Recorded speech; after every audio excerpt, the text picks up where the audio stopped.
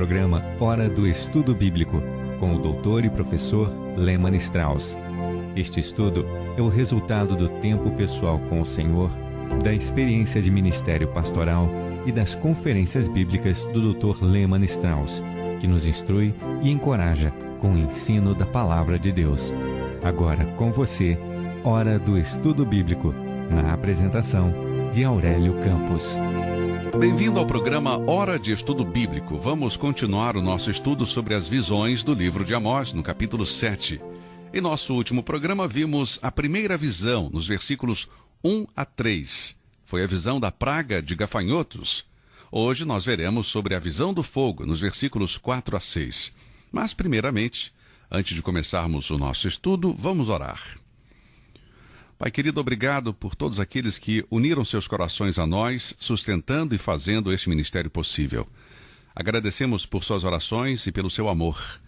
Queremos entregar este tempo de estudo em tuas mãos, Senhor. Abençoe esta mensagem, que todo louvor, glória e honra sejam dadas a ti. Nós oramos em nome de Jesus. Amém.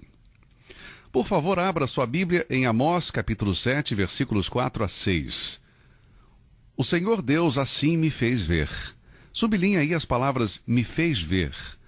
Elas aparecem no versículo 1, depois no versículo 4, no versículo 7 e novamente no capítulo 8, versículo 1.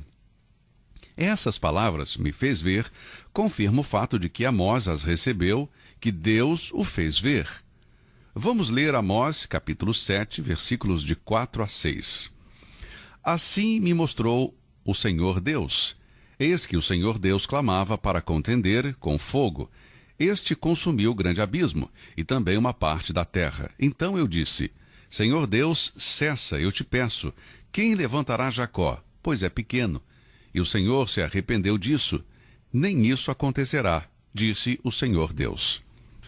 Nesta segunda visão, Amós viu Deus enviar outro juízo, mas este vem pelo fogo.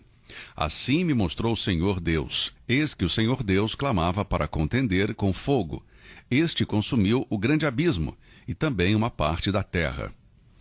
A primeira visão mostrou Deus chamando criaturas insignificantes para julgar o pecado. Aqui, uma força grande, natural, criada por ele, responde ao seu chamado. O Senhor Deus clamava para contender com fogo. Amós vê a terra em chamas e os riachos e rios secarem. O profeta de Deus nunca havia testemunhado uma seca tão severa. Isso move o profeta a orar novamente pelo seu povo, a ter compaixão por ele. Não é algo incomum Deus julgar com fogo. No capítulo 17 do Evangelho de Lucas, o nosso Senhor fez uma profecia tremenda, começando no versículo 26. Vamos ler. Ele disse, E como aconteceu nos dias de Noé, assim será também nos dias do Filho do Homem. Comiam, bebiam, casavam e davam-se em casamento, até o dia em que Noé entrou na arca, e veio o dilúvio, e os consumiu a todos. Como também, da mesma maneira, aconteceu nos dias de Ló. Comiam, bebiam, compravam, vendiam, plantavam e edificavam. Mas no dia em que Ló saiu de Sodoma, choveu do céu fogo e enxofre, e os consumiu a todos. Assim será no dia em que o Filho do Homem se há de manifestar. Agora, nesta declaração do Senhor, podemos encontrar tanto uma parte histórica como uma parte profética. Primeiro você pode observar, voltando na história, que Jesus Cristo testemunhou a veracidade dos registros de Gênesis, de que Sodoma e Gomorra foram destruídas pelo fogo. Ele disse, no dia em que Ló saiu de Sodoma, choveu do céu fogo e enxofre, e os consumiu a todos. Isso é história. A parte profética está no versículo 30. Assim será no dia em que o Filho do Homem se há de manifestar. O apóstolo Pedro também fala sobre isso na segunda epístola, capítulo 3, versículo 7, quando ele faz a seguinte afirmação. Mas os céus e a terra, que agora existem, pela mesma palavra, se reservam como tesouro e se guardam para o fogo, até o dia do juízo e da perdição dos homens ímpios. O que Pedro está dizendo aqui, em 2 Pedro 3,7, é que o dia virá em que Deus julgará o mundo pelo fogo. Ele diz que os céus e a terra que existem agora estão guardados para o fogo até o dia do juízo e da perdição dos homens ímpios. Agora, nós podemos provar este ponto cientificamente. Nós sabemos que nas entranhas da terra há fogo líquido. Toda erupção vulcânica é um testemunho da existência desse fogo líquido. Sabemos que o Sol é composto de átomos. Isso certamente quer dizer fogo a todo vapor, no seu maior calor e maior intensidade. E se a nossa pequena Terra, girando em torno do Sol e girando em seu eixo, apenas desviasse seu curso um pouquinho e ficasse mais perto do Sol, iríamos derreter com o calor do Sol.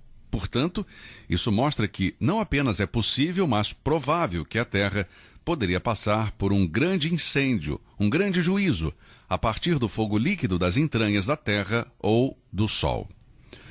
O Senhor Jesus disse que um juízo através do fogo aconteceu historicamente, e isso foi registrado no livro de Gênesis, capítulo 19, onde Moisés, escrevendo sob inspiração divina, no capítulo 19, versículos 23 e 24, disse: Saiu o sol sobre a terra, quando Ló entrou em Zoar. Então o Senhor fez chover enxofre e fogo do Senhor desde os céus sobre Sodoma e Gomorra. No começo do versículo 24 diz, então. Esta palavra indica o tempo em que o Senhor fez chover enxofre e fogo sobre Sodoma e Gomorra.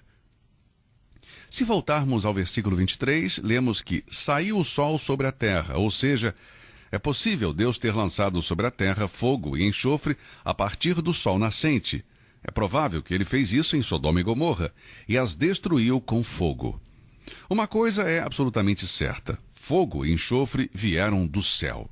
Porque é isso que diz a palavra de Deus no versículo 24, desde os céus. A Bíblia diz em Hebreus que nosso Deus é um fogo consumidor, e através das Escrituras você pode ver os movimentos de Deus em fogo. Primeiro, Moisés na sarça ardente ouviu a voz de Deus. Segundo, os filhos de Israel, enquanto viajavam pelo deserto, tinham uma coluna de fogo durante a noite para guiá-los. 3. Os 3 jovens hebreus, Sadraque, Mesaque e Abednego, foram lançados na fornalha ardente, como registrado no livro de Daniel. Quando o rei olhou para dentro da fornalha, ele viu não 3, mas sim 4 pessoas, e disse que o 4º homem era semelhante ao Filho de Deus. Com certeza, Deus estava presente no fogo. Portanto, sobre Sodoma e Gomorra, o fogo veio como juízo de Deus. Com os filhos de Israel, o fogo marcou o caminho de Deus no deserto. Com os 3 jovens hebreus, a presença de Deus estava com eles no fogo. Portanto, nosso Deus é um fogo consumidor. Deus pode enviar uma erupção vulcânica a qualquer momento, ou pode fazer cair fogo sobre a terra. Isto é exatamente o que Amós viu na visão. Nós não temos detalhes exatos de como isso aconteceu, exceto que Amós deixa claro que este é um juízo de fogo. Ele diz no capítulo 7, versículo 4, Assim me mostrou o Senhor Deus. Eis que o Senhor Deus clamava para contender com fogo. Este consumiu o grande abismo e também uma parte da terra. Ou seja, aqui temos uma terra queimada, seca. O fogo que Amós viu era aparentemente um fogo sobrenatural do céu. Foi como o juízo que caiu sobre Sodoma e Gomorra. Foi o mesmo tipo de juízo que caiu sobre Nadab e Abiú em Levítico capítulo 10, onde vemos Deus julgar com fogo. Isso tudo aconteceu literalmente. O fogo que caiu do céu sobre Sodoma e Gomorra e sobre esses 2 homens não foi uma erupção vulcânica. Podemos ver claramente que esse fogo veio do céu, e nosso Senhor previu uma série de juízos semelhantes quando ele retornar à terra. Na verdade, o que Amós viu não foi algo novo. Isso já havia acontecido há muito tempo e irá acontecer no futuro. Salmo 24:1 diz, Do Senhor é a terra e a sua plenitude, o mundo e aqueles que nele habitam. Deus é dono de sua criação e ele pode escolher o que fazer com cada parte dela. É seu direito. Amós atribuiu a seca à ação direta de Deus. Jeremias também associou uma calamidade semelhante com o juízo do Senhor. Vamos ler Jeremias capítulo 14, os primeiros 7 versículos. Mas, por favor, ouça isso atentamente. Versículos 1 e 2. A palavra do Senhor que veio a Jeremias a respeito da grande seca. Anda chorando Judá e as suas portas estão enfraquecidas. Andam de luto até o chão e o clamor de Jerusalém vai subindo. Você pode ver aqui que houve um juízo de fogo. No versículo 1 é mencionado uma grande seca e no versículo 2 as pessoas tristes se sentaram no chão. Versículo 3 diz, E os seus mais ilustres enviam os seus pequenos a buscar água, vão às cisternas e não acham água, voltam com os seus cântaros vazios, envergonham-se e confundem-se, e cobrem as suas cabeças. A terra estava seca, amigo. Versículo 3 até o final do versículo 5 diz: voltam com os seus cântaros vazios, envergonham-se e confundem-se, e cobrem as suas cabeças, por causa da terra que se fendeu, porque não há chuva sobre a terra. Os lavradores se envergonham e cobrem as suas cabeças, porque até as servas no campo têm as suas crias e abandonam seus filhos, porquanto não há erva. O que tinha acontecido? Jeremias estava testemunhando uma grave seca que veio sobre a terra e levou-o a orar. Se você ler o capítulo 14 inteiro, os 22 versículos, você verá que isso realmente comoveu Jeremias. Isso tocou o seu coração e com grande tristeza e compaixão ele se ajoelhou e clamou a Deus em oração, intercedendo por seu povo. E isto é exatamente o que Amós faz aqui no capítulo 7. Aqui o encontramos orando, dizendo: Senhor Deus, cessa, eu te peço. O juízo que Amós viu era merecido, ele sabia disso. O povo havia pecado gravemente contra Deus, eles se recusaram a obedecer ao Senhor. No entanto, seu coração terno e compassivo clamou ao Senhor por misericórdia. O que Amós estava dizendo era: Senhor, os livra disso. Senhor, mostra misericórdia para com eles. E esta foi a segunda oração de intercessão que Amós fez. Agora, não encontramos aqui um pedido de perdão como na primeira oração. No capítulo 7, versículo 2, Amós disse: Senhor, perdoa, rogo-te. Mas apesar de que aqui não temos um pedido de perdão pelos pecados, o resultado foi o mesmo. O Senhor se arrependeu e perdoou o seu povo. Como você pode ver, a intenção de Deus nunca foi de destruir Israel, mas trazê-los de volta para ele. E amigo, não é intenção de Deus destruir você e a mim. O Senhor corrige a quem ama, e o propósito do castigo divino é nos aproximar de Deus, nos levar ao lugar de obediência a Deus. Deus não castiga porque ele odeia. O castigo do Senhor sempre vem de um coração amoroso, embora seja difícil para nós entendermos. Na verdade, esta conclusão que alguns cristãos chegam é errada. Eles dizem ou pensam: Deus não me ama. Se Deus cuidasse de mim, por que isso aconteceu comigo? Amigo, tudo o que acontece em nossas vidas é para o nosso bem. Houve certos momentos na minha vida onde eu senti o castigo de Deus. Eu sabia que Deus estava lidando comigo, e agora, quando eu olho para trás, para essas experiências, eu agradeço ao Senhor por cada uma delas.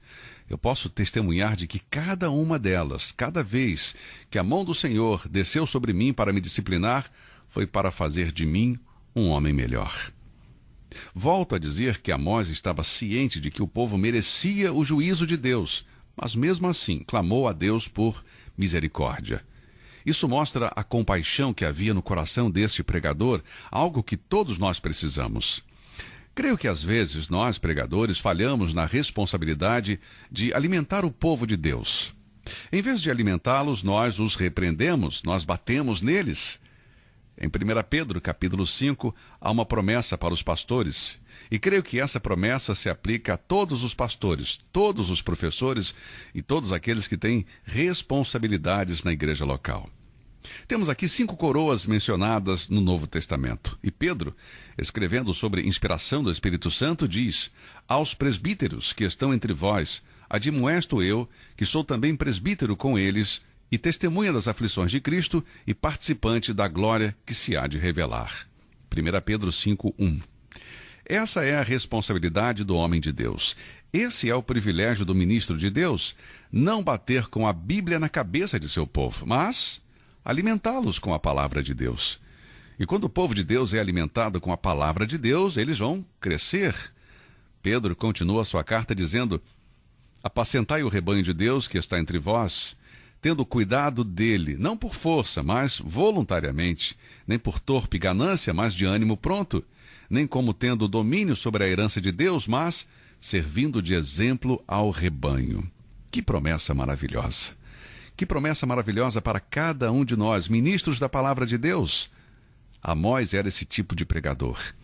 Ele pregou alimentando o povo de Deus com a palavra de Deus, nunca com amargura, com animosidade, com a atitude de fazer as pessoas sentirem que ele era mais santo do que eles. Ele pregou sabendo que mereciam um juízo, mas sempre lembrando que eles precisavam do amor e da compaixão do pregador. Por isso ele pôde clamar a Deus e pedir misericórdia para a nação de Israel. Lemos isso no capítulo 7, versículos 4 a 6. Este é o tipo de ministro de Deus que eu quero ser. Deus sabe disso. Esse é o desejo do meu coração. Se você é um pastor e está me ouvindo agora, eu quero dizer a você, meu irmão, ministro do Senhor, que este é o tipo de ministro que você também deveria ser. Você deve ser um homem de compaixão, preocupado com as pessoas, não julgando as pessoas. Nós não somos juízes dos outros, devemos alimentá-los com a palavra de Deus. Estamos aqui para dar a mensagem da palavra de Deus, mas sempre com compaixão, sempre com amor, sempre com um peso no coração por eles. Nós ensinamos e pregamos para mudar vidas. Esse é o propósito de toda pregação. Eu não ensino e prego apenas para a mente das pessoas, eu prego a palavra de Deus para que haja uma mudança em seu comportamento. A minha experiência é de que alguém que está escutando este programa hoje irá mudar o seu comportamento como resultado do nosso ensino da palavra de Deus. Essa é a minha oração, e eu creio que isso irá acontecer nos corações e nas vidas de algumas pessoas. Eu estou alimentando-os com a palavra de Deus e creio que Deus vai fazer uma mudança real na vida de cada uma delas. Irmão, você que é pastor, creio que esse é o seu privilégio, mas também é sua responsabilidade. Seja um bom estudante da palavra de Deus. Gaste tempo estudando a palavra de Deus. Alimente o seu povo com a palavra de Deus. E quando o Senhor Jesus voltar, haverá uma coroa esperando por você. Eu creio que Amós terá a sua. Ele cria que este era o seu chamado. Ele pregou e fez isso fielmente. Ele pregava com toda a sua força e com todo o seu poder. Ele pregou duro contra o pecado, mas ele fez isso com amor em seu coração. E enquanto ele pregava, ele clamou ao Senhor e orou por cada pessoa a quem ele pregou. Amós foi um bom ministro do Senhor. Esse é o tipo de ministro do Senhor que eu quero ser. Esse é o tipo de ministro que as pessoas precisam. É o professor da escola dominical que precisamos. Bom, o nosso tempo por hoje está acabando. Eu sou grato a Deus pelo privilégio de compartilhar as Escrituras com você, querido amigo, e espero que a palavra de Deus tenha sido uma grande bênção para a sua vida. Em nosso próximo estudo, vamos ver a próxima visão que Amós teve. É a visão do prumo, nos versículos 7, 8 e 9. Essa será a terceira visão nesta série das visões de Amós, as coisas que Deus lhe mostrou e ele comunicou para o povo. Agora, amigo, se você está ouvindo hoje e ainda não é salvo, se você nunca aceitou a Cristo Jesus como seu Salvador, eu tenho certeza que você conhece a mensagem do Evangelho. Você deve ter ouvido em algum lugar ou algum dia. A minha oração é que você abra o seu coração, que você deixe o seu coração propenso a receber a Cristo Jesus como seu Salvador pessoal. E se você já é um filho de Deus através da fé em Cristo Jesus, mas hoje você está agindo como os filhos de Israel, desobedecendo a Deus, se afastando dele, eu quero lhe dizer que a mão da ira de Deus virá sobre você, se é que ainda não chegou. Portanto, confesse seus pecados e abandone-os. Volte para a comunhão com Deus e desfrute das bênçãos que a obediência cristã nos proporciona. Eu oro nesse sentido. Obrigado, Pai, por este momento, obrigado por este tempo que temos estudando a Tua Palavra. Que este estudo possa ter sido bênção e edificação na vida do Teu povo. Eu oro em nome de Jesus. Amém.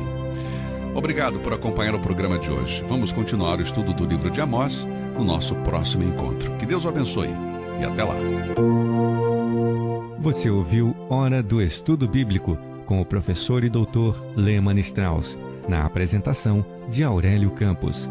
Se você deseja ouvir novamente esta mensagem, visite a nossa página na internet www.bbnradio.org. Fica o convite para você nos acompanhar amanhã, neste mesmo horário, aqui na BBN. Hora do Estudo Bíblico é uma produção da BBN.